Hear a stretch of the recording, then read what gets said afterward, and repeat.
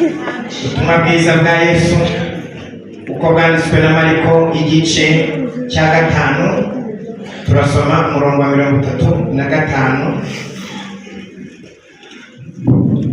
Some umurongo wa 36.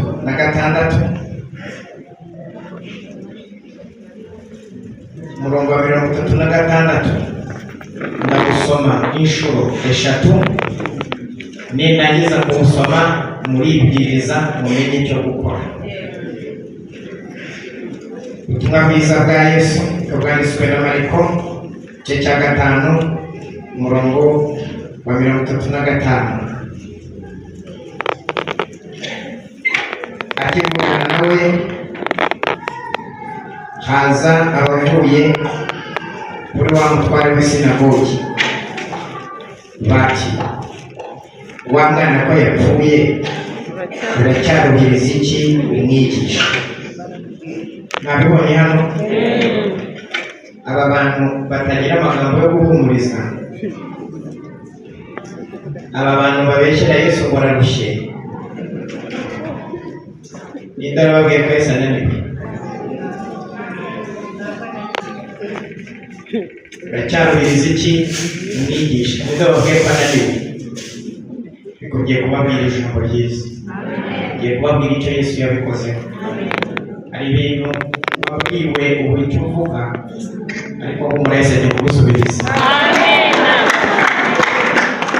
Umurongo wa 36 nabasezeranyije, ndababwira ngo ndawusoma 3 kandi impamvu yabyo ndayibabwira. Ariko Yesu ntiyabyitaho, abwira umutware w'isinagogi ati, witinya, izere gusa. Ariko Yesu ntiyabyitaho, abwira umutware w'isinagogi ati, witinya, izere gusa. Ariko Yesu ntiyabyitaho, abwira umutware w'isinagogi ati, witinya, izere gusa. Ese muri iterambere umuhereza amashyiyo hejuru.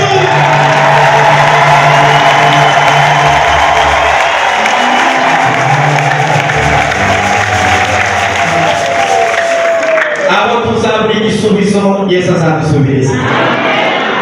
Abo tuzabura icyo dusubiza ijuru rizadushakira igisubizo. Yabyitaho. Hari ibigambo atitaye, hari ibintu atahaye agaciro. Ati komeza wowe ibyo bigambo bavuze ntabwo bazi nko kubabwira ati, kuvuga ngo umwana yapfuye barahubutse bavuze ibitari. Muzi ko hari abantu batangaje ibintu bitari, bavuze ibintu bitari. Reka babwire ukuntu bahubutse. Hari abantu bahubutse bakavuga ibintu ijuru ritavuga. Niba murebe umurongo wa 39, ubu rero niwe uhita ubereka ko bavuze ibitari byo. Abavuga ngo iki? Ngo nuko Yesu yinjiye arababaza ati, ni iki gitumye musakuza kandi murira? Umwana ntiyapfuye ahubwo arasinziriye. None se kuvuga ko apfuye babibwiye? Imvugo ya Yesu iravuga ku iki? Nabo bakavuga ku iki? Sinumva bari guhuza n'ijuru. Ibintu byakuvuzweho bigahura n'ijuru. Yesu azabibwira. Mwe mu rugo muri bamwe turarira umwana yapfuye. Tubido ugiye ko yapfuye, mwe murishinga abantu babwira bitari. Umwana ntabwo yapfuye. Cyakora amakuru ngewe nuko umwana sinzi none uko muri mubiki arangije bamusetse cyane, abaheza bose. Abantu batazizera ntabwo bazinjana na Yesu cyumva. Ntabwo kumurikira mwebwe musigare hanze. Yinjirana nande? Yinjirana na papa w'umwana na mama w'umwana, yinjirana n'inkingi 3 z'itorero, Petero, Yakobo na Yohana, kugira ngo bazamukorere bamuzi. Arayinjiza ikindi, azura umwana, papa we ahari na mama we ahari, kugira ngo baze kugaragaza imbaraga za Yesu. Haleluya. Arangije akana karazuka. Kamaze kuzuka, Yesu agafata ukuboko. Uyu nani muri iki giterane ndaza kubwira Yesu ibintu byasinziye n'ibyapfuye abifata. Agafata Yesu yafashe ukuboko k'uriya mwana aramubwira ngo Talisa kumi, bisobanurwa ngo gakobwa byuka. Kacyumvishwe, kacyumvuza uwari kacyumvuza. Haleluya! Ngiye kubivuga. Haleluya, haleluya. Iyo twifuza ebyiri nabo bamenye kuvuga ebyiri. Haleluya, haleluya.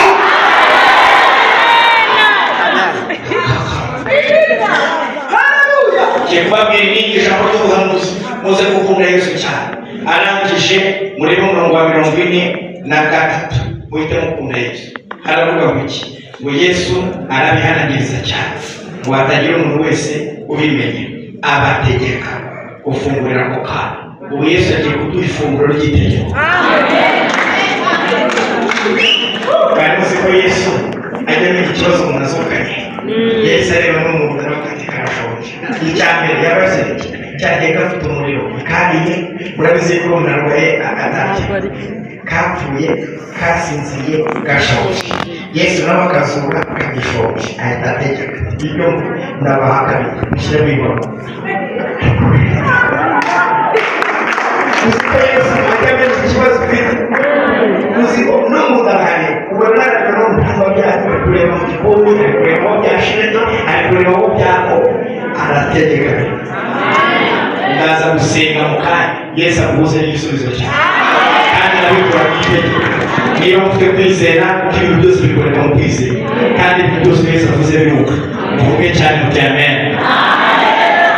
Cyambere n'iki? Hano Yesu yifitiye misiyo yo kujya gukiza. Yayiro arahagurutse, aragiye, agiye gushaka Yesu.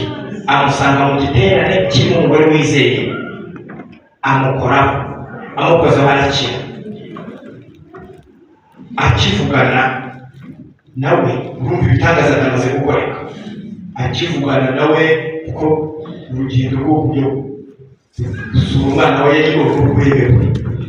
Akiganira rero na wa mwana na wa mugore wakize, bakiganira hahita haza abantu bahubuka, haza abantu batazi kubuza, bahita baza batangaza ibintu bitari byo. Ndabivuguruza iki giterane ubu none, ndavuguruza ibintu byose byamutangajwe,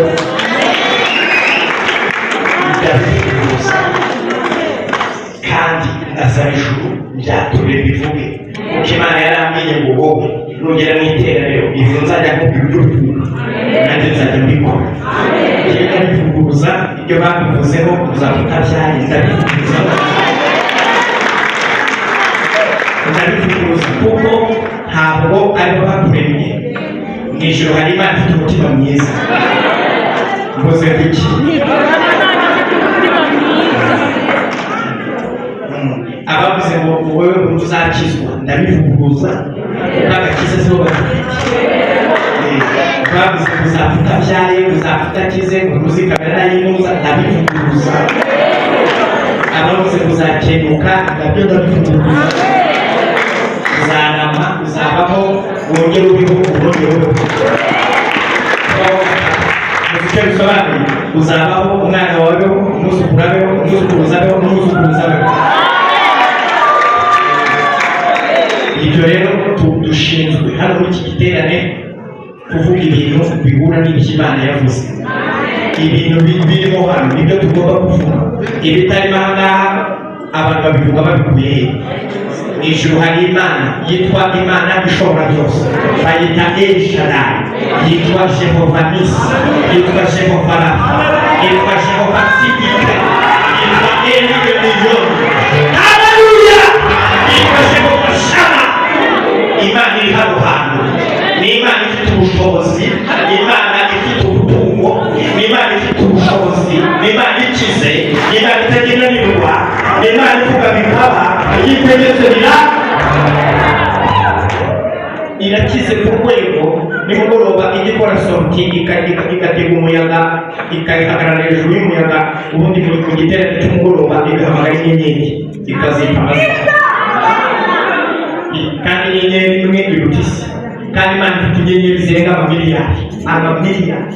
Imana yafashe inyanja iyishyira hejuru mu kirere. Imana itegeka amazi akaba mu kirere, kandi muri icyo hakaba harimo amafi n'ibikoko kandi ntibitibuke mu bimanuke. Ubwoko Imana wowe Imana irindira umuntu mu wundi muntu. Imana irindira agahinja mu nda y'umubyeyi, agahinja bikagira ikibazo kubera marayika w'Imana udashinzwe.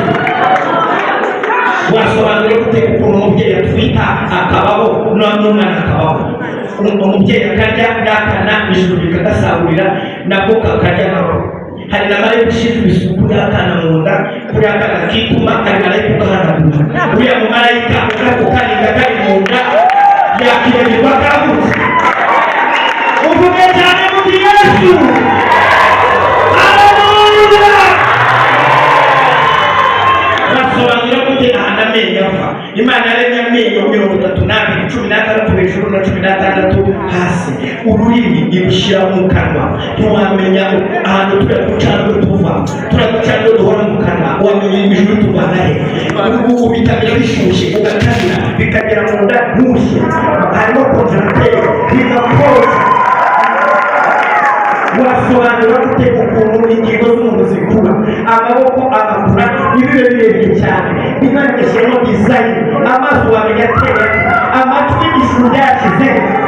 Arashoboye, mwese muge birashoboye. Haleluya. Niyo mpamvu iyo nabonye ubushobozi bw'Imana mvuguruza imigambi y'abarozi, imigambi y'abantu bavuga nabi, iyo migambi yabo yose tuyitesha kuko mw'ijuru bafite imbaraga zivuna n'abapfuye, bafite imbaraga ziri ishusho itagira ishusho. Baraza mu ijambo ry'ihumure. Kuki umuntu wapfushije we waza kumubwirira umwana yapfuye ukabiza mu gitera? Nibura none mumwihererane ngo umubwire neza, ngo umubwire uti yo twari tuje kureba cyari ikibazo kibaye mu rugo, nibura ngo babigire ibanga. Ariko baraza bakabivugira mu ruhame. Umwana ko yapfuye uracyamwiza icyo umwigisha. Niba baragukomerekeje marangamutima bakayakomeretsa muri iki giterane turakora. Ndakwibwirira neza, ndaguhumuriza, ndakubwira ngo humura, iyakuremye ifite gahunda. Nubwo wowe isi ingorane, abantu ntabwo bashinzwe kuzuririraho ngo bagutuke. Nubwo ibibazo byakubayeho, abantu ntabwo bashinzwe kukuvuga, ahubwo bashinzwe kugusengera no kugukunda. Ubwo bahugutse rero bakavuga ibyo biboneye, ijuru naryo rigiye kubereka ko byakubaye. Ayo mashini yagira menshi.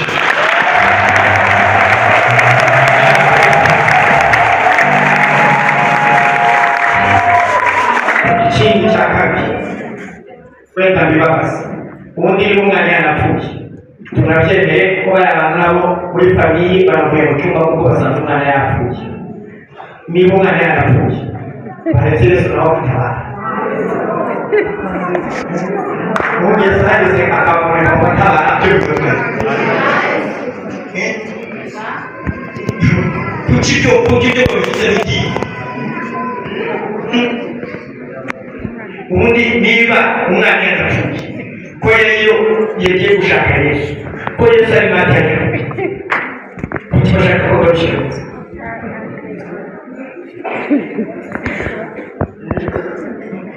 Ubundi baretse Yesu akaboneka mu matabara, kuki badashaka ko Yesu ahari? Umuntu mwegeranye umuntu mwaharize n'umuntu mwagani muganiriza umukuru, kuki badashaka ko Yesu ahari?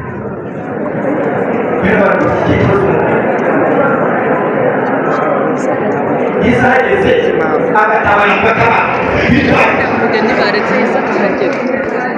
Yesu ahageze ko nta kuki bashaka ko Yesu abeganye ababashe mu nzira akomezanye nabo. Yesu nawe yikubira ubutera ko Yesu yemeye gutabara baretse akahagera. Ibyo cyari bibiri. Reka nabo babwire amakuru meza, nibashaka babirwanye ariko Yesu azahagera. Uvuga cyane haleluya. Amagambo bavuze Yesu yarayumva, arangije muri yabyita.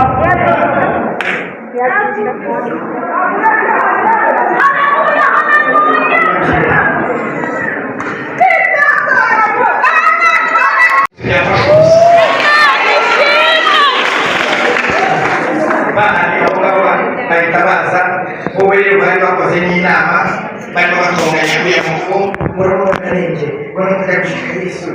nanirarembye basize afite umuriro nanirira gushaka Yesu ntabwo ari umugabo ati uri mugabo uri gute arambonye ngiye kubabwira ari abantu bakora mu bigo umuntu wese azamusubiza agenda bafite ingingo y'imana none ndetse mu gitambaro ngo ni ingingo zo kugira bagize uburyo gucukura bafunguza gutwara umusaraba guza gutwara ururabo barimo bavuga amajambo y'umutima barimo bashaka gufata izi nama barimo bavuze se umwana bamuze baza bamutuka bati ujya gahita wohora umwana adagutumye urebe urajya baza bamutuka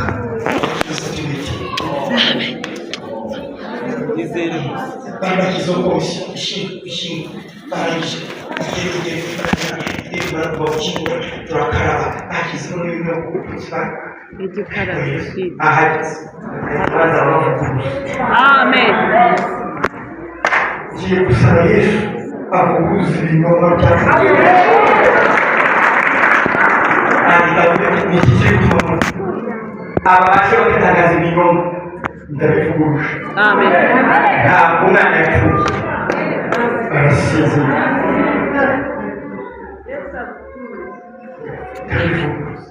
yitwa Muserukaruganda akaba ababaza n'iy'injuriramo arabivuga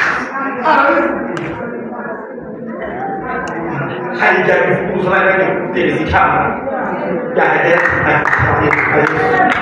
hari ibya bivuguruza byari byageze aho upfuye agahita avuga ati ndakurinze n'ibirozi bagikoroze wari ugiye kubinywa agahita abivuguruza wari ugiye gukoroga agahita atsitara agahita amenya Yesu amashyari muzamereze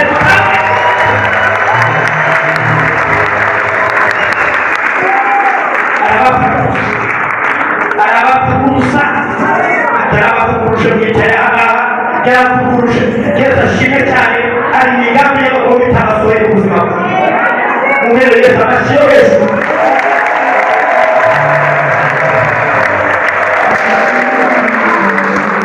barangije baramuseka cyane muzi ikintu bita guseka baramukwena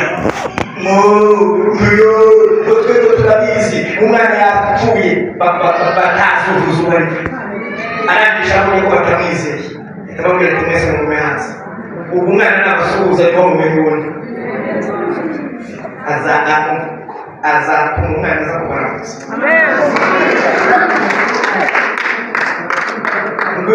muri umuntu utangaza umwana yasinziriye kandi tuzi ko yapfuye ubwo se abana twese tutabizi hanyuma ankobe hanyuma benyuma twese turabizi umwuka washizemo hanyuma abantu barimo batongana mu gitaro arabivuze umwana ko yapfuye njyewe namwiboneye umuntu aragushinyaguriye Yesu nashinyaguriye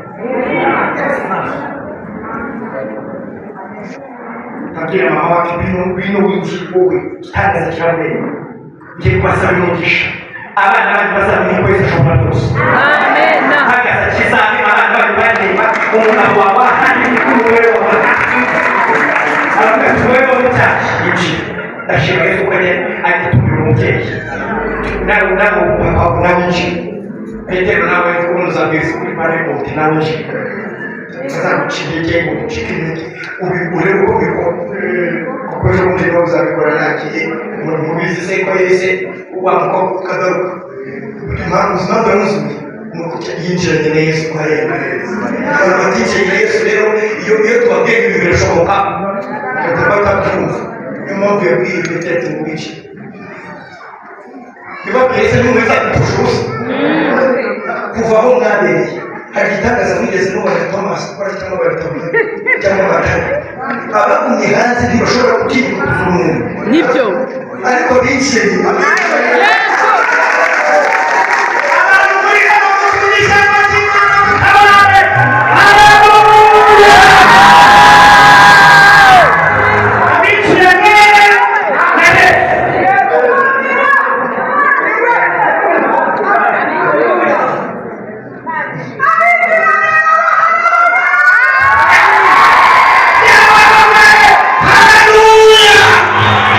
Promotion, preacher, chuma.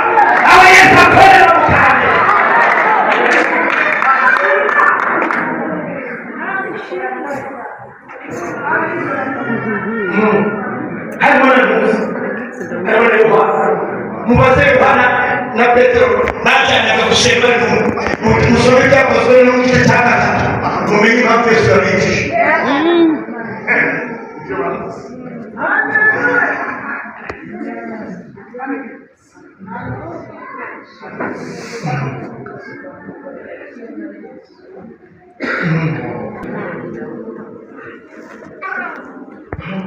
Mu masaha y'isaa cyenda umugabo yateze ikiganza cye ntacyo mwagusha aho Petero amafaranga yose yasize ku ofisi. Hari abantu batabizi rero ko bavanga mu feza n'isabuna bari abagabo bari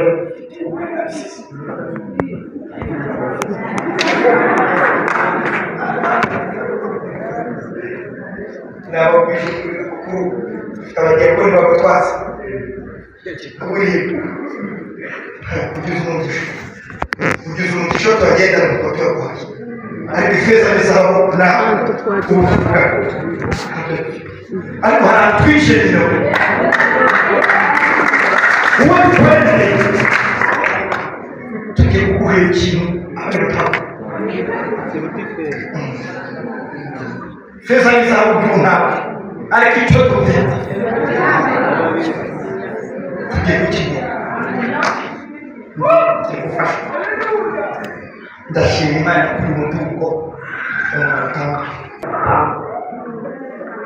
akangutse ku gitanda atagira amabara ndagushyiramo inkono uyu mwana yashoboye.